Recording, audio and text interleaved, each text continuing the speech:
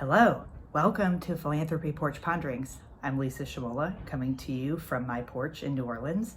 We are back on the porch this episode. The weather got much more cooperative here in New Orleans. It's a little warmer, it's sunny, and it's not windy. This week, we're going to continue to build on the theme of the past few episodes, talking about how to prepare yourself for a good year ahead. And today, we are going to focus on professional development. But before we jump in, I want to remind you to like, subscribe, and share the channel. There is a bell icon just down below. If you click that, you will receive a notification when the new videos are uploaded. So professional development. Often we think of conferences, workshops, maybe going back to get another degree or a certification. And those are all certainly important parts of professional development. And if you're interested in any of those and would like to learn more, I'm always happy to chat about those. But today we're going to focus on professional development coming from a one-on-one perspective, and particularly in the forms of mentoring and coaching. It is mid-January, and in the United States, it is National Mentoring Month. I've been fortunate to not only have some fantastic mentors throughout my career, but also to have the chance to give back and serve as a mentor. And so you may be wondering, if I'm ready for a mentor, what do I need to do? Where do I find one? Where do I go? I will share, there are quite a few resources. I recently did a Bloomerang webinar with my colleague and one of my original mentors, Dave Tinker. And we uploaded a host of resources at philanthropy.com/resources. Articles, books, things that will help you along the way. Much more than we're going to have time to get into this morning. So I definitely invite you to go look at that. But when you are thinking about entering a mentorship situation, whether you are the mentor or mentee, sit back and reflect. What is it that you're hoping to accomplish in your career? Where are your goals? Do you have a dream job you're trying to achieve, and how can you get there? Do a little homework and explore within your networks to find someone informally or even within your workplace, or you can explore formal programs.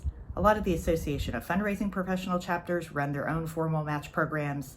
AFP Global itself runs several programs. They actually traditionally have applications open for both the Emerging Leaders and the Women's Impact Initiative programs on the mentor and the mentee side. So if you happen to be watching this video the day it's uploaded, those deadlines are today this year, but typically it's usually in early January to apply for those on an annual basis. I think one of the most rewarding things about being in a mentor relationship is the opportunity to learn from somebody who's been there, done that, and can give you some advice on how they handled it and how they might proceed in the situations you're in. And on the other side of it, being the mentor, to be able to give back and give that same type of support to somebody that you once received. I know throughout my career, starting on early on at the Heart Association, my good friend to this day, Barbara Landry, was my first mentor. I mentioned Dave had mentored me through becoming a presenter, and we did our first international conference presentation together 9 years ago, believe it or not.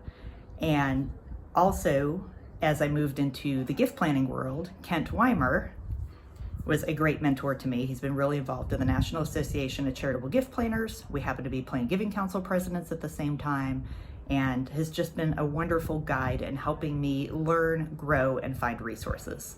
So keep in mind that mentors are working on a volunteer basis out of the goodness of their heart, whether it is formal or informal program. If you want more targeted professional development, I would encourage you to look into hiring a fundraising coach to help you. Many consultants, like myself, do offer coaching sessions for clients and for a variety of topics. Anything from perhaps you want personalized tutorial help to learn planned giving concepts. Maybe you are searching for a new job and you need help with the interview prep and the negotiation process. Maybe you've just accepted a new job and you want some help with the transition. Working with a fundraising coach, you set specific goals for a short period of time and work towards those together. Develop a strong plan of action. And I would also say, while a lot of fundraising professionals pay for those coaching sessions themselves, check with your employer. Professional development funds don't just have to be used for conferences, and especially in times like these where we're not traveling as much as before, then you may have extra funds available, and perhaps your supervisor would approve using some of these funds for some specific coaching for you.